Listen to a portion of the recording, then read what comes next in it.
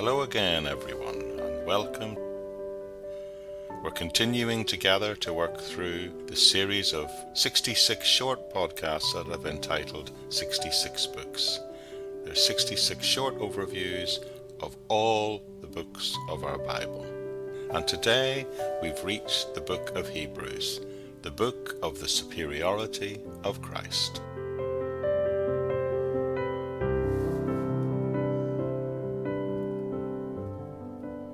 The book of Hebrews has been called one of the greatest theological essays in the New Testament, but many today still struggle with it a great deal.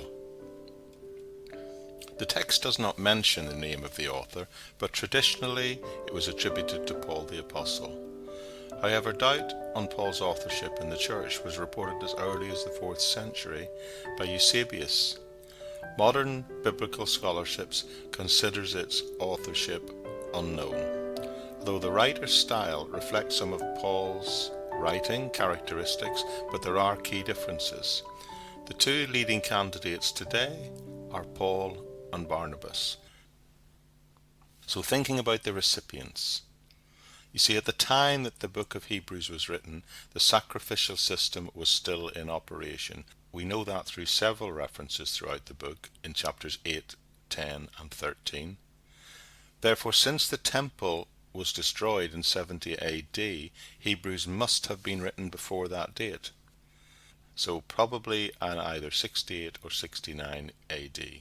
This letter to the Hebrews, as it is described, was written to reassure these new Jewish believers and prevent them from slipping back into their former religious practices. The writer wanted to reassure these discouraged Jewish believers that Jesus Christ was the true fulfillment of the Jewish faith. The Old Testament would find its completion in him. He is far above prophets, angels, and any leaders and priests, and these sacrifices had done for those who received this letter what the Israelite sacrifices could never do.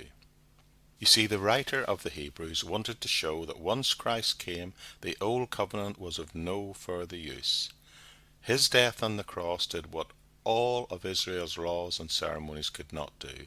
It brought an eternal cleansing from sin and the right to enter God's presence for any individual who approaches that way. Christ's death established a new covenant, a new promise, a new way, one that is perfect and would last forever. The message is that Jesus, who stands in a sense as a divine king and priest, he is therefore superior to Judaism. Believers should never go back to the old ways, but should by faith approach the Lord and endure so that they may reach maturity and be rewarded. The first purpose of Hebrews was to check the drift from Christ back to legalistic Judaism. The Old Covenant was never intended to be a way of salvation. The law of Moses was not a means by which people could earn forgiveness.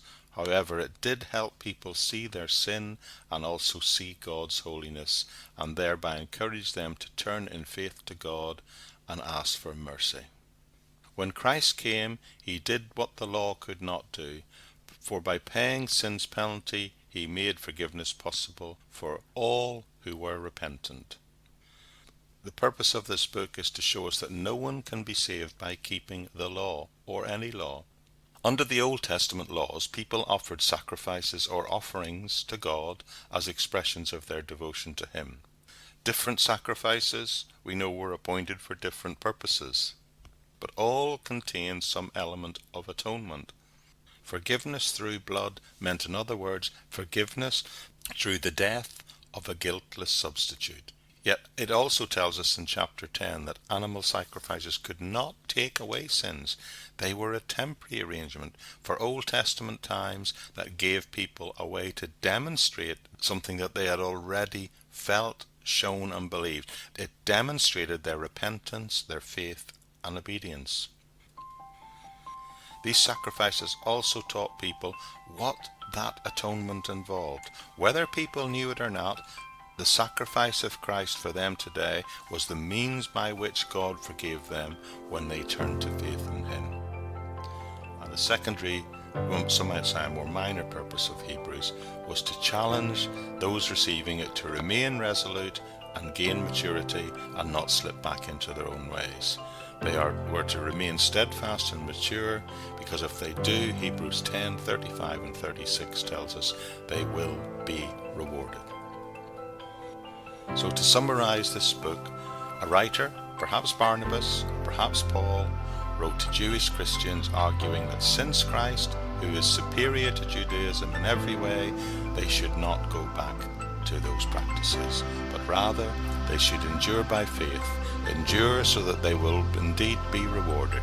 Believers who by faith endure, we're told they will grow in maturity and be rewarded in the kingdom to come. The writer to Hebrews had a special concern for these new Jewish Christians. He wants to impress upon them that although Israelites' religious system prepared the way from Christ, it was not the thing that could save guilty sinners.